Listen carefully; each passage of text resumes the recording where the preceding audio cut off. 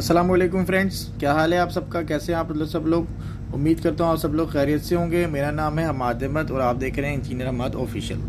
तो दोस्तों, आज मैं आप लोगों की खिदमत में जो पार्ट जनरेटर का लेकर हाजिर हुआ हूँ वो ये है AVR। जैसा कि आपको पता है, पहले भी मैं 2 वीडियोस AVR पे बना चुका हूँ, जो कि एक थी MX341 पे और एक थी SX440 पे। उनमें मैंने उनका कंप्लीट ओवरव्यू दिया था कनेक्शंस के हवाले से, उनकी पोटेंशियल्स के हवाले से, उसकी सेटिंग किस तरह की जाती है, कनेक्शन किस तरह से किए जाते हैं। तो ये अब मेरी जो वीडियो है ये MX321 पे है। ये बड़ा AVR है, बड़ी रेंज का, बड़े अल्टरनेटर्स में लगता है, बड़े 1 मेगावाट के जनरेटर को सपोर्ट करता है और 1 मेगावाट से ऊपर के ये अल्टरनेटर्स में और टर्बाइंस में इसको इस्तेमाल किया जाता है। और आज मैं आपको इसके बारे में कंप्लीट बताऊंगा। सिर्फ मैं इसके कनेक्शंस के बारे में आज आपको बताऊंगा, इसको कौन कौन सी सप्लाईज किस तरीके से दी जाती हैं ये आपको बताऊंगा। और वीडियो को यही कोशिश करूंगा कि वीडियो कम से कम यानी कि लंबी हो, और छोटी सी वीडियो में आपको सब कुछ बताने की कोशिश करूंगा, ताकि वीडियो ज़्यादा लंबी होती है फिर आप लोग देखते नहीं है। तो बाकी जो 2 AVR पे जो मैंने वीडियो बनाई है उसका लिंक मैं आप लोगों को डिस्क्रिप्शन में दे दूँगा, तो आप वहाँ से जाकर उसको भी अपने ज़रूरत के मुताबिक आप उसको वॉच कर सकते हैं। तो चलिए तो वीडियो को शुरू करते हैं। बिस्मिल्लाहिर्रहमानिर्रहीम। दोस्तों, मेरे पास आज है MX321 AVR। ये 3 फेज सेंसिंग वाला AVR है, बड़ा AVR है और बड़े हैवी लोड के अल्टरनेटर्स पे 1 मेगावाट पे और 1 मेगावाट से ऊपर के अल्टरनेटर्स पे ये सपोर्टिव है। ये स्टार वाइंडिंग को भी लग जाता है और सीरीज स्टार वाइंडिंग अल्टरनेटर्स को भी लग जाता है ये, ठीक है। 3 फेज सेंसिंग का ये AVR है।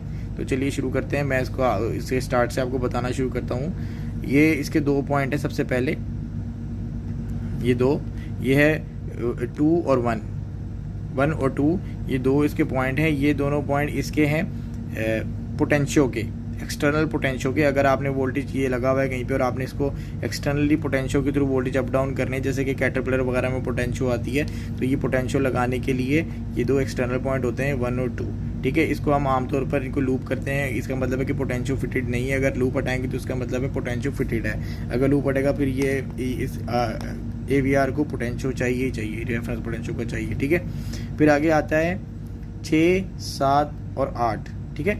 6, 7 और 8 ये 3 पॉइंट इसके सेंसिंग के होते हैं। इसको सेंसिंग बाकी AVR से थोड़ी डिफरेंट दी जाती है। ये 3 फेज सेंसिंग लेता है 220, फेज टू फेज 220।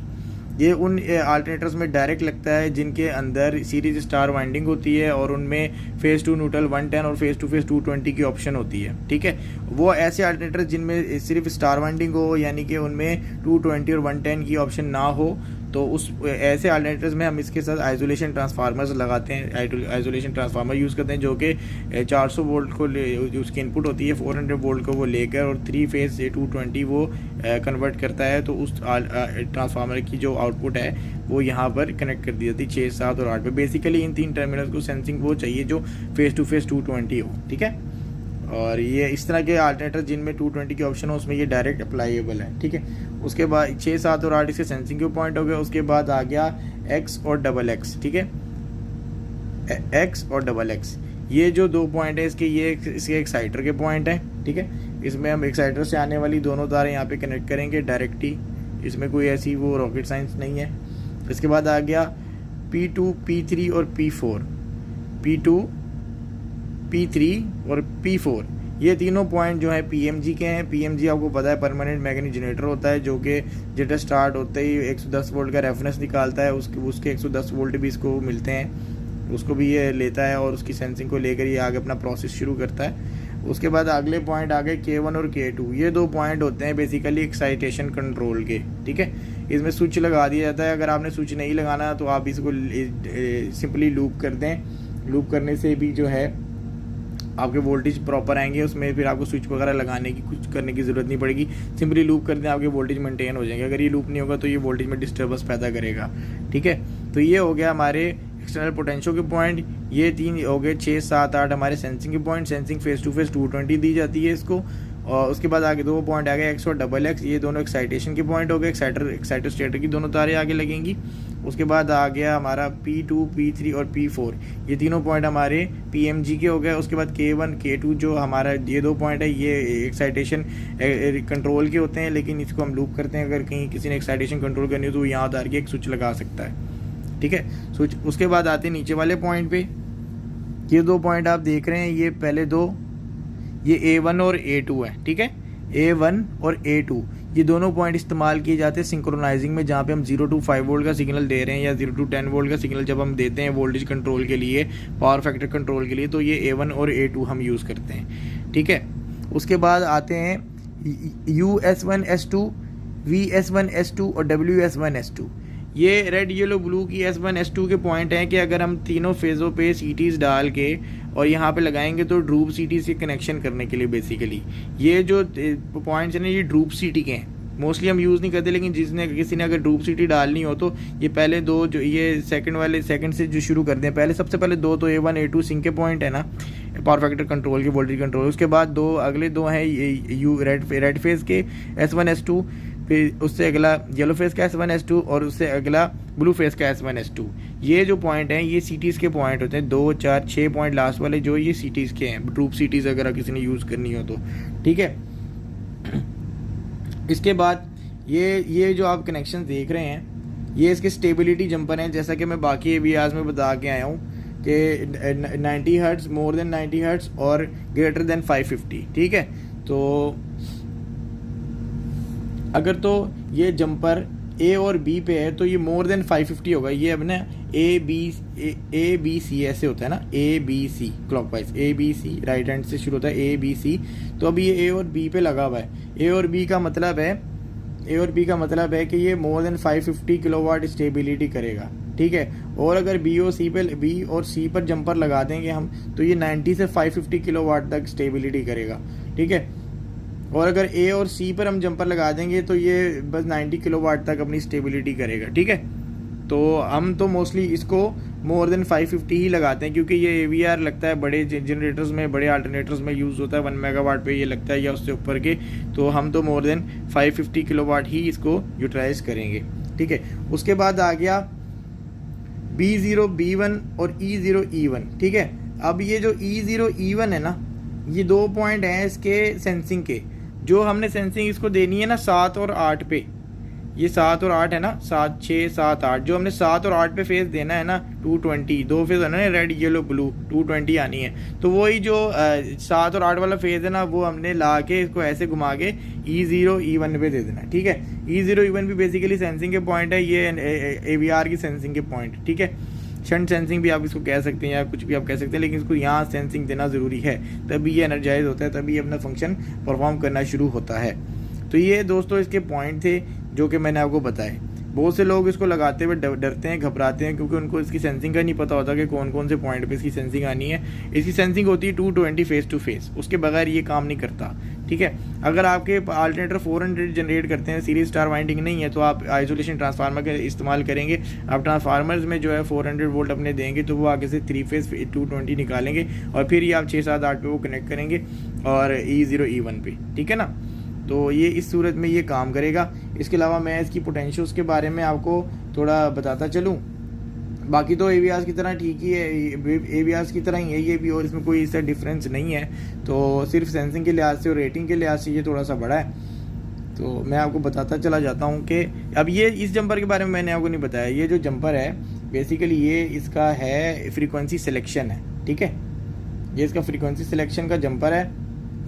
मैं इसके बारे में भी आपको थोड़ा बता देता हूँ कि ये अगर 1 और 2 पे होगा, ठीक है, 1 और 2 पे होगा तो ये 60 हर्ट्ज 6 पोल 50 हर्ट्ज होगा। ठीक है, और अगर 2 और 3 पे होगा, 2 और 3 पे होगा तो 4 पोल 50 हर्ट्ज होगा। ठीक है, तो अभी ये 2 और 3 पे लगा हुआ है तो ये 4 पोल 50 हर्ट्ज है। ठीक है, और अगर ये 1 और 3 पे होगा, 1 और 3 पे होगा, 1 2 3 है, 2 और 3 पे लगा हुआ है तो 50 हर्ट्ज 4 पोल है ना, और अगर ये मैं 1 और 3 पे लगा दूंगा तो ये 4 पोल और 60 हर्ट्ज बन जाएगा मेरा। ठीक है, ये इसका फ्रीक्वेंसी सिलेक्शन का जंपर है।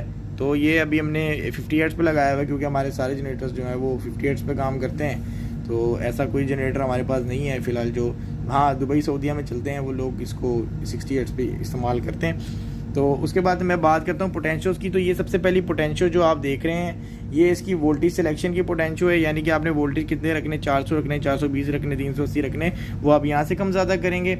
इसके बाद जो ये आप पोटेंशियो देख रहे हैं 2 नंबर वाली, ये इसकी जो है ये पोटेंशो, ये इसकी AVR रैम्प टाइम है, ठीक है। ये इसका रैम्प टाइम है कि कितनी देर में, स्टार्टिंग के दौरान कितनी देर में AVR अपने वोल्टेज को बूस्ट करता है, अपने वोल्टेज को मैक्सिमम रेंज पर लेकर जाता है। ठीक हो गया। तो उसके बाद जो इसके नीचे वाली जो पोटेंशो है, इसके नीचे वाली जो पोटेंशो है, ये वाली, ये AVR करंट लिमिट है, यानी कि कितना करंट इस AVR ने बियर करना है एक्साइटेशन के दौरान, ठीक है। ये वो इसकी AVR के ना करंट लिमिट है ये हो गया। और इसके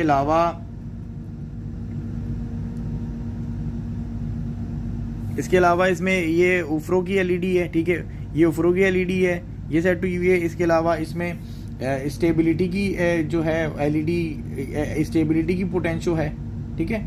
उफ्रो को सेट करने का तरीका ये होता है कि AVR को आप उधर ही रहने दीजिए जिधर है, जनरेटर की फ्रीक्वेंसी को आप ले जाएं 48 पे। जब आपकी लाइट जले तो आप जब आपकी वो लाइट जल जाए ना, तो उसके बाद आप उसकी ना पोटेंशो को घुमाना शुरू कर दें। ये पोटेंशो है उफ्रो की ना, जब ये लाइट जल जाए उसकी पोटेंशो को घुमा के आप मैक्सिमम करें, जहाँ ये लाइट बंद हो जाए वहीं आप छोड़ दें और इसकी जो है ना फ्रीक्वेंसी आप जनरेटर की वापस कर दें। तो ये उफ्रो की हमारी बेसिकली पोटेंशो है, ठीक है।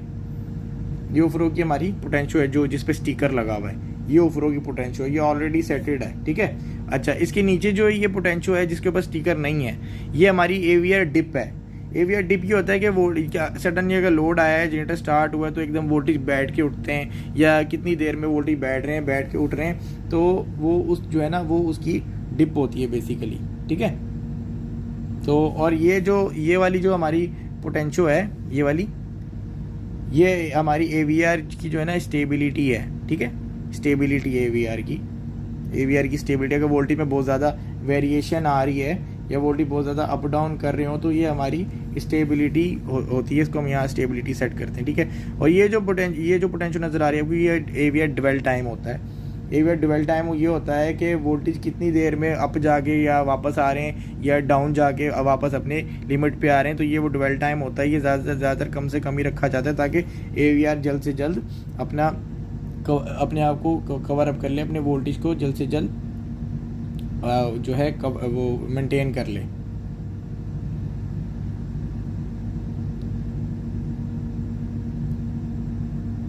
ये जो आपको नज़र आ रही है, LED, ठीक है, ये आपकी स्टेबिलिटी है, ठीक है। ये हमारी स्टेबिलिटी की पोटेंशियल है। ये जो आपको पोटेंशियल नज़र आ रही है, ये ड्रूप है, ये AVR की ड्रूप है। ड्रूप आप सब जानते हैं, अगर ये AVR बहुत ज़्यादा हंटिंग कर रहा हो या वोल्टेज में बहुत ज़्यादा डिस्टार्शन हो, तो ड्रूप वगैरह दे के हम थोड़ा सा वोल्टेज को स्टेबल कर लेते हैं, ठीक है। अच्छा, इसके साथ ये है वोल्टेज ट्रिम।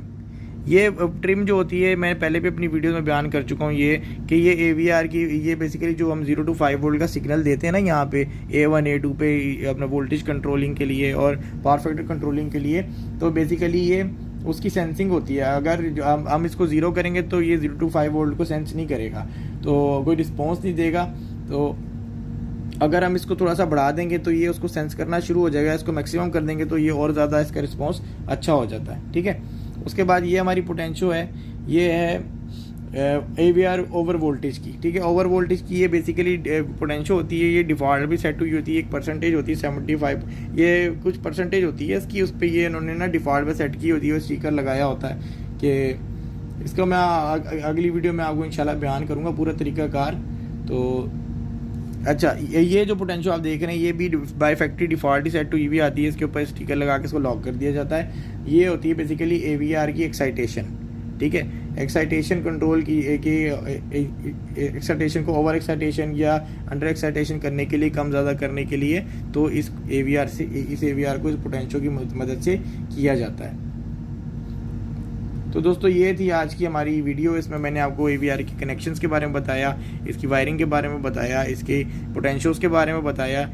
उम्मीद करता हूँ आप सब लोगों को अच्छे तरीके से ये समझ आ गई होगी, और ना चाहते हुए भी वीडियो भी आज थोड़ी सी लंबी हो गई। बराए मेहरबानी वीडियो को पूरा देख लीजिएगा, काइंडली वीडियोज़ को पूरा देखा करें और चैनल को सब्सक्राइब और वीडियोज़ को लाइक किया करें और आगे भी शेयर किया करें। तो मिलते हैं फिर अगली वीडियो में। अल्लाह हाफिज़।